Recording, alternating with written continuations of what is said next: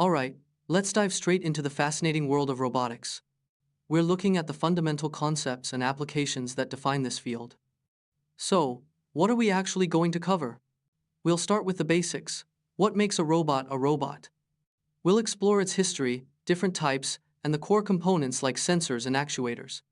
Then, we'll get into the nitty-gritty of how robots move and think, kinematics, dynamics, and trajectory planning.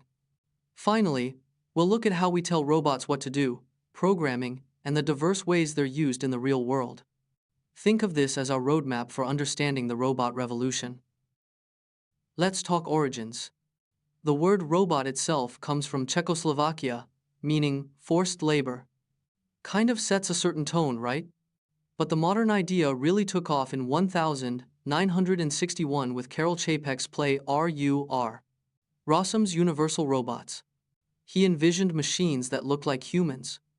That image there is from the play's poster, and the man on the left is Čapek himself. It wasn't just about building machines, it was about exploring the implications of creating artificial life. Pretty wild stuff for 1961. Okay, so what exactly is a robot? Definitions vary, but the core idea is consistent. Oxford says it's a programmable machine doing complex tasks automatically. ISO, the international standard, emphasizes reprogrammability, multi-purpose manipulators, and industrial use. The RIA, a key industry body, focuses on moving materials, parts, or tools through programmed motions. Generally, we think of them as machines that can mimic living creatures, moving independently and performing complex actions, often replacing human effort in repetitive or dangerous jobs. Look at these images. One shows industrial robots in action, the other hints at the future of interaction. Robotics, then, is the science behind all this. It's not just about making robots, it's about designing, building, and using them effectively. The term itself was coined by Isaac Asimov in 1942. He wasn't just a sci-fi writer, he was a scientist. He saw robotics as a blend of physics, math, mechanical engineering, electronics, computer science, and more. His famous 3 laws of robotics, while fictional, highlight the core challenges: making robots that can manipulate objects, perceive their environment, and ideally, have some form of intelligence or even emotion. That O in robotics here is designed to look like a robot head. Pretty neat. Now, let's clarify something crucial: robotics versus automation. Robotics is the interdisciplinary field, the science and engineering involved in building and controlling robots. A robot is the physical machine itself. Automation, on the other hand, is the broader concept of using technology to perform tasks without direct human intervention. Robots are often a key part of automation, but automation can also involve simpler systems, like automated assembly lines or even just a timer turning on a light. Think of robotics as the engine and automation as the entire vehicle it powers. Let's take a quick trip down memory lane. The journey began in 1954 when George Dewar patented the first industrial robot arm. Joseph Engelberger founded Unimation, the first company dedicated to robotics. By 1962, General Motors was using Unimate robots for die casting. Fast forward to the 70s and 80s, we see robots getting more sophisticated, like the Stanford Arm, the Puma robot, and even early attempts at mobile robots like Shaky. And then, of course, robots went to space. Pathfinder and Sojourner on Mars in 1997. This table gives you a snapshot of that rapid evolution. The 21st century has been a boom time for robotics. We've seen humanoid robots like Honda's Asimo and Sophia, advanced exploration on Mars with Spirit, Opportunity, and Curiosity, and breakthroughs in AI. Remember the Turing test? That's the benchmark for machine intelligence. Eliza, a chatbot from the 60s, showed early conversational AI. Deep Blue beating Kasparov in chess was a huge moment. And now, robots like Kismet can recognize emotions. This timeline shows the progression from simple tasks to complex AI and even household robots. It's been a wild ride. Okay, let's get practical. What kinds of robots are out there? We broadly classify them. First, stationary robots, which are fixed in place. These include Cartesian, cylindrical, spherical, SCARA, articulated, and parallel robots. Each type is optimized for different tasks based on its structure and movement capabilities. Then we have service robots, which operate in human environments, indoors or outdoors. Think medical robots, delivery bots, agricultural robots, disaster response units, even drones. And finally, specialized robots like wheeled, legged, swimming, flying, and even snake-like robots. This diversity is incredible. So, what makes up a typical robot system? It's not just the arm itself. You've got the base, which is the foundation. Links and joints connect the segments. The end effector, or gripper, is the tool at the end. The wrist allows for fine adjustments. Actuators provide the power, the muscles. The controller is the brain, telling everything what to do. And sensors give it senses, allowing it to perceive its environment. All these components work together seamlessly. This diagram breaks down the typical setup. Let's zoom in on the robot's anatomy. Just like our bodies, robots have links and joints. Links are the rigid segments connecting the joints. Joints are the points where links connect, allowing for movement. Think of your fingers. The bones are links, the knuckles are joints. In a robot, these links and joints determine the robot's reach and flexibility. This diagram shows a simple robotic arm with links and joints clearly labeled. Understanding this structure is key to understanding how robots move. Joints aren't all the same. There are different types, each allowing for specific kinds of motion. Revolute joints, or R-joints, allow rotation around an axis. Think of a door hinge. Prismatic joints, or P-joints, allow linear translation along an axis, like a drawer sliding in and out. Spherical joints, or S-joints, allow rotation around a point, giving 3 degrees of freedom. This table summarizes these common joint types, their symbols, and descriptions. Knowing these types helps us understand the robot's potential movements. Degrees of freedom, or DOF, is a critical concept. It tells you how many independent ways a robot can move. Think of it like this: how many knobs do you need to turn to reach any position in space? For a rigid body in 3D space, we need 6 DOF, 3 translations, up, down, left, right, forward, backward, and 3 rotations, pitch, yaw, roll. This is what airplanes need to maneuver. If a robot has more than 6 DOF, it's redundant. It can reach the same spot in multiple ways. Less than 6 means it's underactuated, maybe missing some axes. This image shows the 6 basic motions. How do we calculate the number of degrees of freedom for a complex robot structure? That's where Grubler's equation comes in handy. It relates the number of joints, the number of links, and the constraints imposed by each joint type. This equation helps us figure out the mobility, or DOF, of a mechanism. The table here shows the DOF and constraints for various common joint types. For instance, a revolute joint adds 1 degree of freedom but imposes 2 constraints. Using Grubler's formula, we can analyze the overall mobility of the robot. It's a fundamental tool in mechanical design. Robots can be structured in different ways. Serial manipulators, like most industrial arms, have links connected end-to-end, driven by actuators at one end. Think of a train. Parallel manipulators, like the Stewart platform shown here, have multiple legs connecting a moving platform to a fixed base. They offer high rigidity and precision. Closed-chain mechanisms, like the 4-bar linkage, are another category. Each structure has its own advantages and disadvantages in terms of workspace, speed, accuracy, and payload capacity. Choosing the right structure depends heavily on the application. Let's look at some common robotic arm configurations. We have Cartesian robots, great for simple, precise movements in a box. Cylindrical robots add a radial reach. Spherical robots add a third dimension of reach. SCARA robots, like the one pictured, excel at assembly tasks, offering compliance in the vertical plane. Articulated robots, with their multiple rotating joints, are incredibly versatile, mimicking human arms.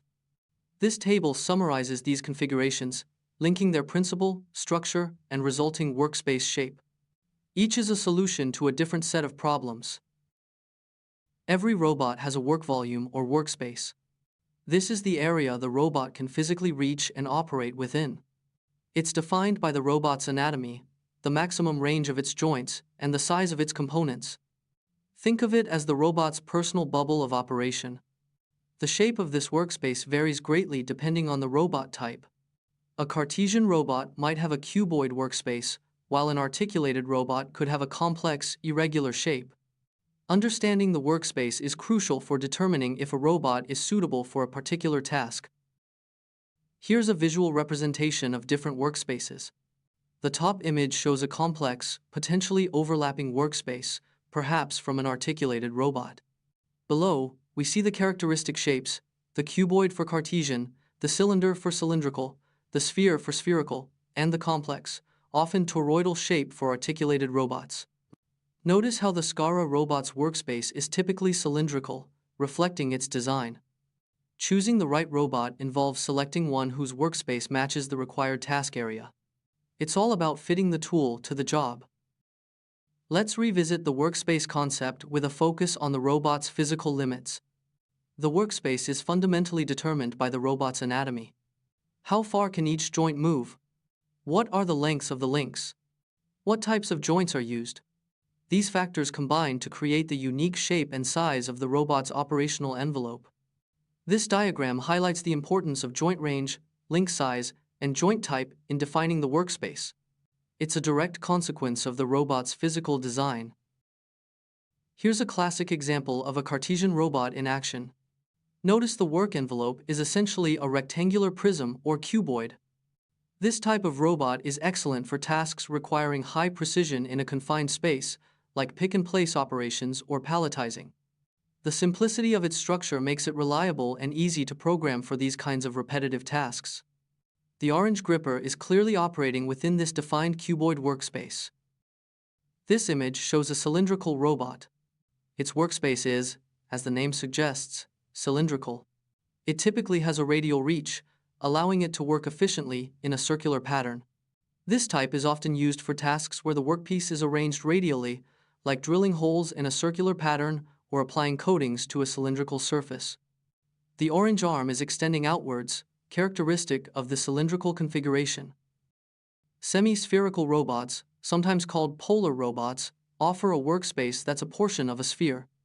They combine radial and vertical movement. This configuration provides good reach and flexibility for tasks like welding, painting, or dispensing.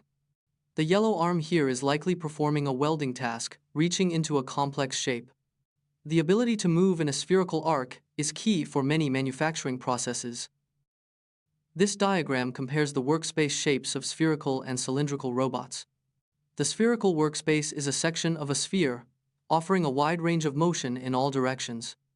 The cylindrical workspace is a cylinder, providing a good balance of radial reach and vertical access. The choice between them depends on the specific task requirements, whether you need full spherical coverage or a more focused cylindrical reach. It's about matching the geometry to the application. Now, let's talk about the robot's hand, the end effector. This is the device attached to the robot's wrist that actually interacts with the environment. It's the tool that does the work. The most common type is the gripper, used for grasping and holding objects. But end effectors can be much more specialized, like a welding torch, a spray gun, or a sensor. This diagram shows the relationship. Task dictates the need for an end effector, which then uses a tool. The images show various grippers, from simple mechanical claws to sophisticated suction cups and even bio-inspired designs. Grippers come in different flavors too. Single grippers have one set of jaws. Double grippers, like the one shown, have two sets, often used for loading and unloading parts simultaneously. Internal grippers are built into the robot's wrist, while external grippers are mounted on the wrist. The choice depends on the object being handled, the required speed, and the available space. The diagrams illustrate the difference between single and double gripper setups and the internal versus external mounting options. We can also classify grippers based on contact. Hard grippers make point contact, like a clamp. Soft grippers provide area contact, distributing pressure over a surface, which is gentler for delicate items. Active grippers have sensors, allowing them to adjust grip force or detect if an object is properly grasped. Passive grippers lack sensors. The diagrams show force closure, where grip relies on applied force, and form closure, where the object's shape prevents escape. Understanding these differences helps choose the right gripper for the job. How do grippers actually work? Mechanically, they use fingers or jaws actuated by various mechanisms. Simple mechanical grippers use gears or cams, like the pinion and cam examples shown here. These are often cost-effective and robust for basic tasks. They might be less versatile than other types, but they get the job done reliably. The diagrams illustrate the basic principles of rotary and cam actuation. These are the workhorses of many industrial applications. For thin or lightweight parts, vacuum grippers are perfect. They use suction to hold objects. Magnetic grippers are great for ferrous metals, using electromagnets or permanent magnets. They offer fast pickup and can handle various sizes, but residual magnetism can be an issue, requiring stripping devices or polarity reversal. The images show vacuum cups and magnetic clamps in action. Each type is suited for specific materials and part characteristics. Adhesive grippers use sticky substances to grasp objects, ideal for very lightweight or delicate materials. Universal grippers, like the human-like hand shown here, aim to mimic the dexterity of a human hand. They can adapt to various shapes and sizes, offering high flexibility but often at a higher cost and complexity. These represent the cutting edge of gripper technology, pushing towards more adaptable and intelligent manipulation. Let's consider a passive gripper, like a simple clamp. Its effectiveness depends on the task. Inserting a peg into a hole, for example, requires careful alignment. If the peg is horizontal, a simple clamp might struggle. The insertion angle needs to be shallow, and chamfers on the hole help guide the peg. Passive grippers rely on the geometry of the task and the gripper itself. They are simple but can be limited in complex assembly scenarios. The diagrams show the challenges of lateral and angular errors in passive gripping. End effectors aren't just grippers. They can be specialized tools directly attached to the robot. Think about welding torches, spray guns, drills, or even complex assembly fixtures. These tools become extensions of the robot, allowing it to perform highly specific operations. The images show robots equipped with these tool end effectors, performing tasks like welding, drilling, and assembly. The robot provides the precise positioning and motion, while the tool performs the actual work. How does the robot communicate with its end effector? It's not always plug and play. Différents end effecteurs might require different communication protocols. Often, the robot controller uses a transformation matrix, often a 4x4 homogeneous matrix, to describe the position and orientation of the end effector relative to the robot base. This matrix contains information about the tool's pose, including its location dx, dy, dz, and its orientation represented by the rotation part, lambda ij. This interface ensures the robot knows exactly where and how its tool is positioned. Now we shift gears to kinematics. Forward kinematics is figuring out the end effector's position and orientation given the joint angles. Inverse kinematics is the reverse, finding the joint angles needed to reach a desired end effector position and orientation. This is crucial for controlling robots. The transformation matrix T0n is central to both. The diagram shows the flow. Joint variables lead to forward kinematics, giving the end effector pose, which then feeds into inverse kinematics to find the required joint angles. It's the core of robot motion control. Inverse kinematics, or IK, is the harder problem. Given the desired position and orientation of the robot's end effector, what joint angles do we need to set? This is what we need to solve to command the robot to go to a specific point.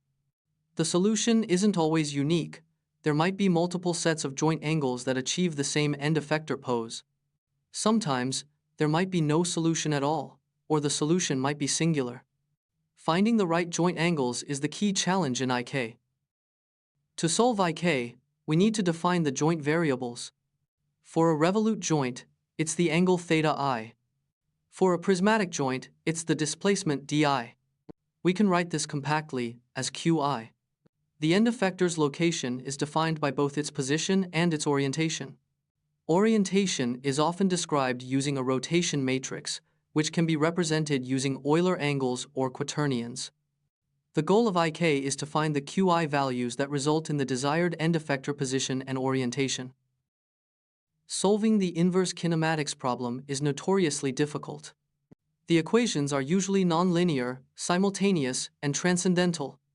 This means there's no straightforward algebraic solution.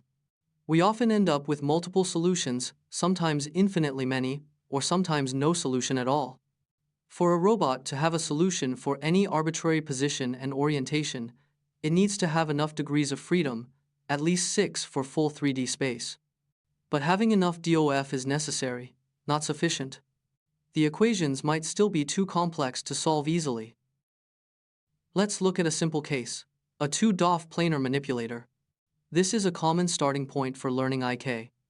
The robot has 2 revolute joints, θ1 and θ2, and 2 links of length L1 and L2. The goal is to find θ1 and θ2 given the desired position x and y of the end effector.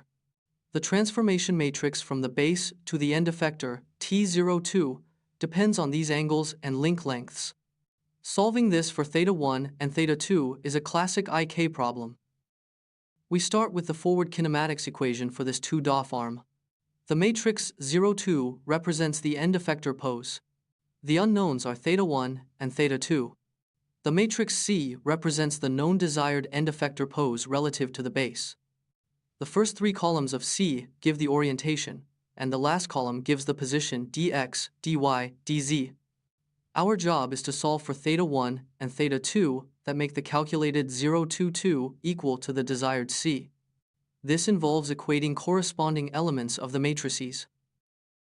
Let's derive the solution step by step. From the forward kinematics, we know the x and y coordinates of the end effector depend on the link lengths L1, L2, and the joint angles θ1, θ2. We can write equations for dx and dy. The trick is to square and add these equations. Using the identity cos squared plus sin squared equals 1, we can simplify the expression for dx squared plus dy squared. This leads to an equation involving cos θ2, which we can solve for. Continuing the derivation, we isolate C2, which is cosine of θ2. Once we have C2, we can find S2, which is sine of θ2, using the Pythagorean identity. Remember, S2 can be positive or negative, leading to 2 possible solutions for θ2. This is why IK solutions are often not unique. We have found one equation for θ2, but we need another to find θ1. Now we substitute the value of C2 back into the original equation for dx. After some algebraic manipulation, we arrive at an equation for dx in terms of L1, L2, C1, and S1. This equation looks like the form of a sine or cosine addition formula. We can rewrite it to find an expression for C1 plus L 2 times C 2 times C1 minus L 2 times S 2 times S1. This term is related to the cosine of the sum of angles. Similarly, we substitute C2 into the equation for dy. This gives us an expression for dy in terms of L1, L2, C1, and S1. Again, we can rearrange this to find an expression for S1 plus L 2 times C 2 times S1 plus L 2 times S 2 times C1. Now we have 2 equations, one for dx and one for dy, both involving C1 and S1. We can solve these simultaneously to find C1 and S1, and thus θ1. The atant-wo function is useful here to handle the quadrant correctly. Let's apply this to a numerical example. Suppose we have a 2-DOF arm with L1 equals 5 and L2 equals 7. We want the end effector to be at position x equals 9.14 and y equals 14.798. The configuration matrix C is given. We can use the formulas we derived to calculate the required joint angles θ1 and θ2. This is a standard exercise in solving inverse kinematics for a simple planar robot.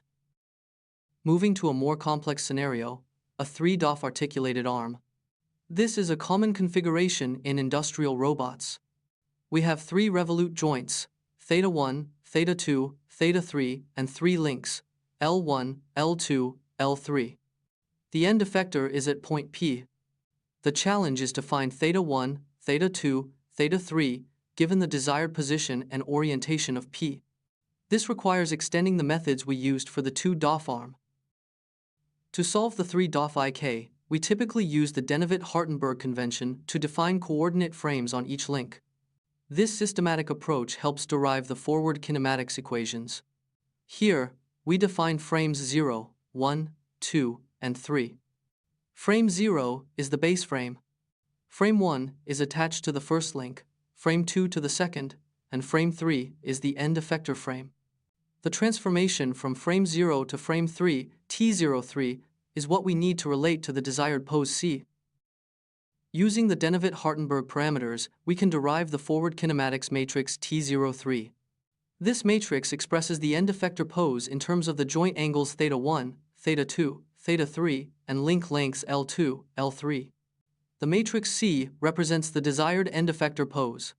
By equating the corresponding elements of T03 and C, we get a system of nonlinear equations. Solving this system for θ1, θ2, θ3 is the goal of the inverse kinematics problem for this 3-DOF arm. Let's consider a 4-DOF articulated manipulator. This adds another joint, Q4, typically for wrist rotation. The structure is similar to the 3-DOF arm, but with an additional link and joint. The forward kinematics will now depend on 4 joint variables.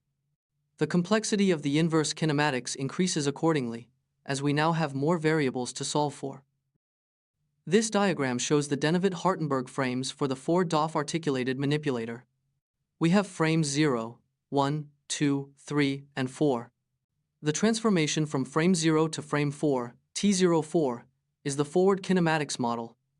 It depends on the joint angles θ1, θ2, θ3, θ4, and the link lengths A1, A2, D3, D4. The vector W of Q represents the desired end effector pose, which includes position and orientation components. Now we shift focus to velocity kinematics. How fast does the end effector move when the joints move? This is where the Jacobian matrix comes in. It relates the joint velocities to the end effector velocity. Think of it as a conversion factor between the robot's internal joint space and the external Cartesian space. The question, how fast can this move, highlights the importance of understanding these velocities.